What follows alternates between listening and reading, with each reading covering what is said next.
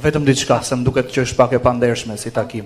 Flasim për ekonominë, unë jam Gjënsili, fshatar nga Vlotçishti i Maliqit, gazetar me profesion. 2/3 e ekonomisë në Juglindje varet nga bujqësia dhe blegtoria. Sot që flasim, për sa i përket ndarjes administrative territoriale, Bashkia e Maliqit, të paktën 300 hektar tokë janë në ujë. 300 hektar tokë janë në ujë për shkak të përmbytjes. Bashkia e Maliqit thot, unë nuk kam lek që të shkoj të hap kanalin të parë dhe të dytë të pastroj tokën. Shkon, i thua kryetarit të bashkisë të kthen këtë përgjigje. Shkon te bordi i kullimit thot që unë nuk kam lek sepse po pres tenderimin nga diella. Shkon në Tiranë, thon, ne po presim PPP-n, po presim APP-n, kemi nevojë për 3 muaj, në 3 muaj vjen shtatori po erdhi, nuk pastrohet kanali, fillon përmbytet prapë sheqera si Maliqi 24 dhe pylli fazanëve. Pra, ajo çka do duhet të diskutohet sot, në gjykimin tim shumë modest, është ky: sa fuqi kanë bashkitë e vogla që të jenë proaktive me qytetarët. Pra, infermieri dusharit nuk shkon në punë në Maliq, po e marr kot shembull. Shkon te kryetari i bashkisë, thot mjeku nuk është në administrimin tim. Shkon te drejtoria e shëndetit publik, thot që mjeku nuk e kontrolloi dot tun, po e vendos drejtori rajonal i Elbasanit. Do me thënë, nëse drejtori rajonal i Elbasanit e di ku është dushari i Maliqit, pra, ne sot duhet të jemi të ndershëm.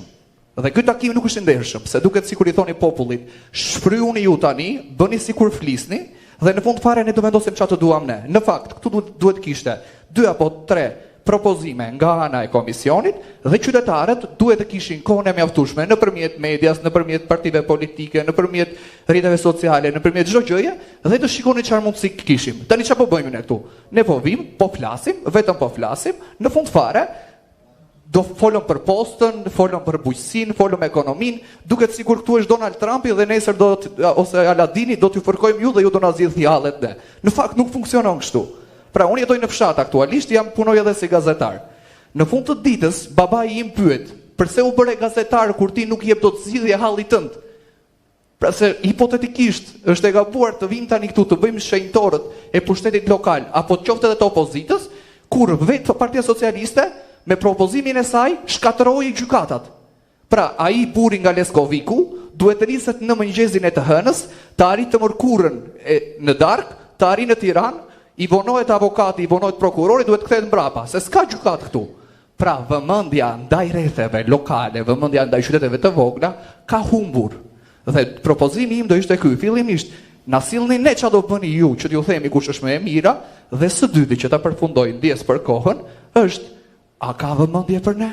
Se duket sikur ne ju po na shfrynin tani, ne e nxorëm këtë dufin ton, ikëm tani, do qeshim, do pim kafe dhe ju prapë s'do bëni asgjë.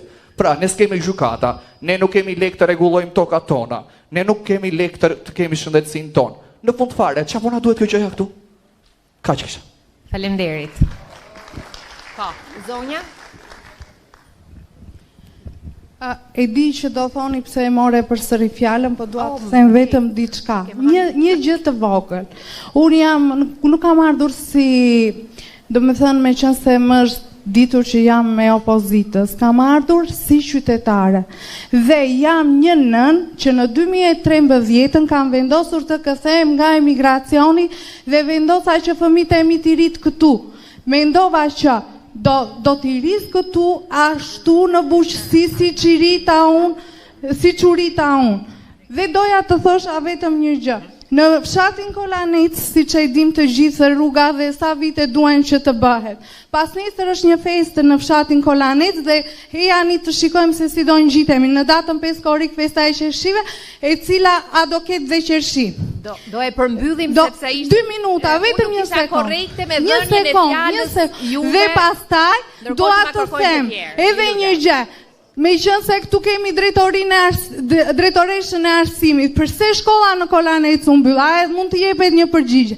Dhe e dyta, unë vi nga një fshat si Dishnica, zotria këtu, thaj nga komuna e Bullgarecit, që është sistemi kullues super, sistemi vaditës. Unë kam 12 lym që i punoj në fshatin Dishnit, dhe shkonte para shumë vitesh për të vaditur deri në fshatin Shamol, kurse sot me zi i qojmë 2 parcela në nxadë e ujin.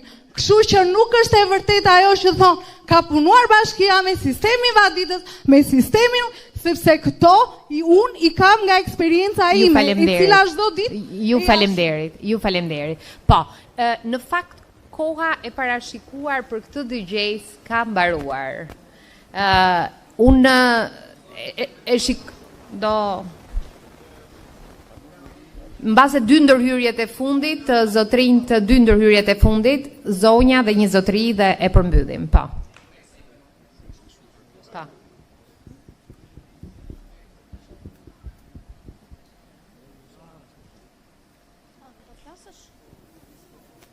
Ju lutem. Unë quhem Enida Axhi dhe jam banuese në Bashkinë Devol. Ajo që do doja të thoja në lidhje me çështjen e reformës territoriale është që ajo duhet të mbajë parasysh forcimin e pushtetit vendor dhe jo dobësimin e tij. E them këtë pasi bashkia është ajo dera apo porta e parë ku troket qytetari për të marrë zgjidhje për shërbimet që kanë nevojë në jetën e përditshme.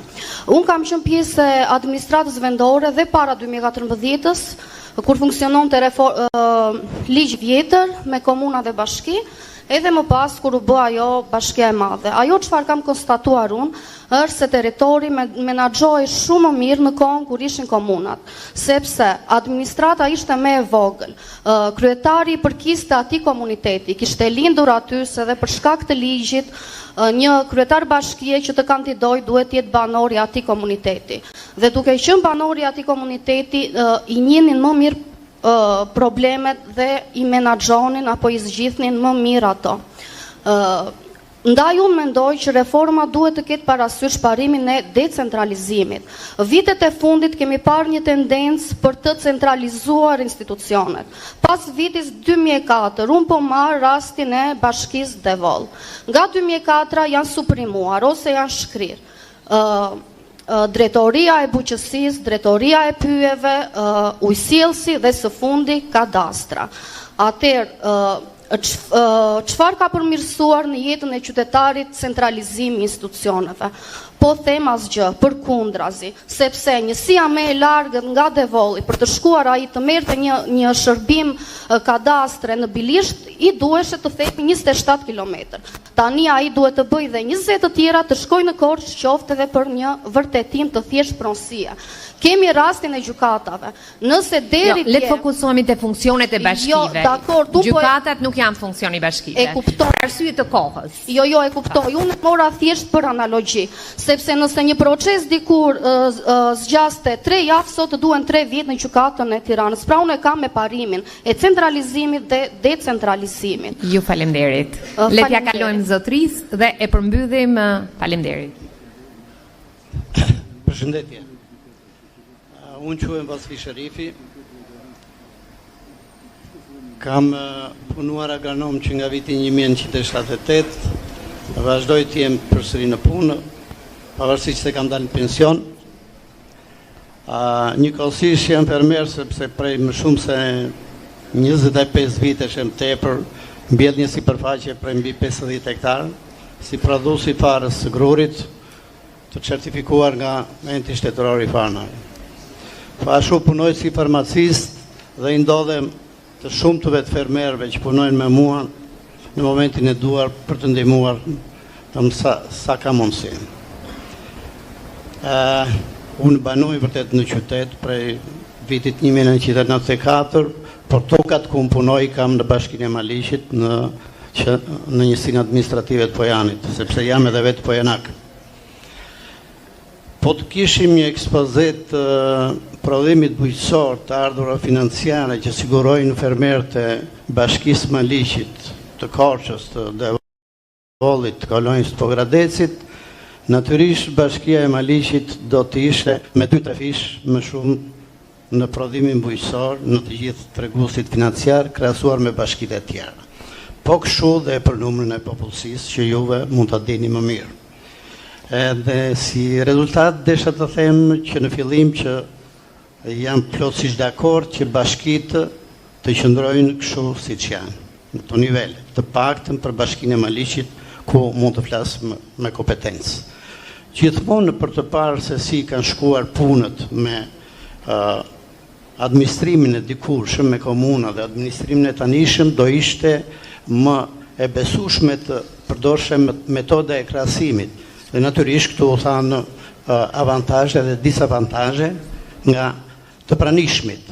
Unë do të thosha që më eficiente ka qenë kjo formë administrimi. Sa për dëgjesat, juve po bëni dëgjesa, thatë edhe numrin e tyre dhe shumë mirë bëni. Problemi është që dëgjesat duhet bënë më tepër edhe për radhët dhe problemet e fermerëve. Po të ishte për problemet që ka fusha e Korçës, në të gjitha treguesit, në gjithë kulturat bujqësore, si për prodhimin, si për shitjen, unë këtu kam të flas, domethënë me orë të tëra. Dhe prandaj këto dëgjesa duhet të bëhen dhe në këtë plan, nuk janë bërë. Më së pari, fermerët e Korçës, të Maliqit, në veçanti, me prodhimet e tyre sidomos të qepës edhe të patates, e vuajnë shumë shitjen. Unë i di shumë problemet e tjera që kanë të vojnë me menaxhimin, edhe fermerët kanë problemet e tyre, por skemat e ndihmës duhet të fokusohen në drejtim të magazinimit në magazina të cilët fermerët të dorëzojnë prodhimet e tyre, po jo në magazina siç kanë qenë deri tani dhe siç po bëhen deri tani, që nuk i përngjajnë as magazinave të viteve të fundit të monizmit, të cilat ishin parashikuar të kishin si regjimin termik, si regjimin domethënë e lagëshisë aty në magazinet e tyre. Nuk ndodh kështu, nuk ka ndodhur, e po su bë kjo, do kemi gjithmonë probleme. Gjithsesi faleminderit, unë jam me atë që të qëndroj kjo formë administrimi. Ju faleminderit.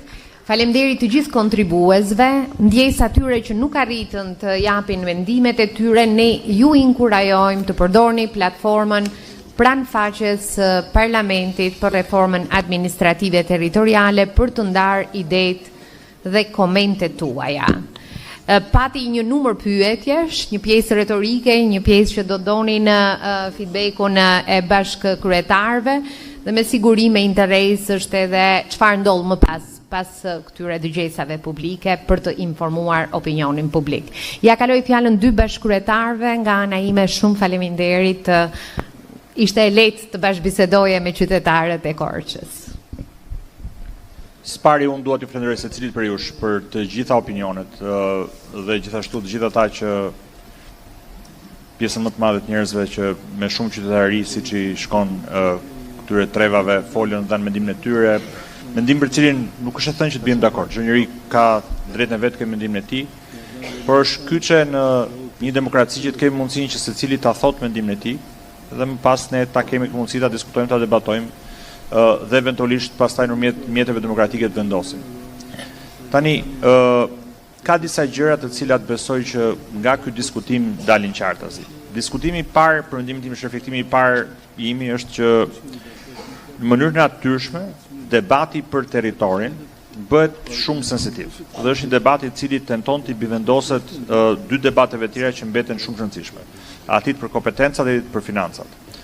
Dhe kjo është natyrshme. Njerëzit e kanë shumë të fortë elementin identitar dhe pjesën e përkatësisë një territori të caktuar, i cili duhet të jetë një ndër elementet thelbësor në caktimin e një bashkësie, e një njësie ku njerëzit jetojnë bashkë dhe bien dakord që të kenë disa rregulla të përbashkëta në mënyrën se si menaxhojnë burimet të përbashkëta. Rrugët, shkollat, sheshet, rrugët e fshatit, kanalet Pulluse Vadice, se në fund fare arsyeja pse i kemi bashkitë shpërkërisht kjo është një mekanizëm se si një grup njerëzish që jetojnë një territor caktuar menaxhojnë hapësirën e tyre të përbashkët. Dhe pjesë e kësaj është identiteti dhe shumë e rëndësishëm padyshim. Kështu që ky është mesazhi i dëgjuar në mënyrë sistematike dhe është një gjë që na bën shumë të reflektojmë.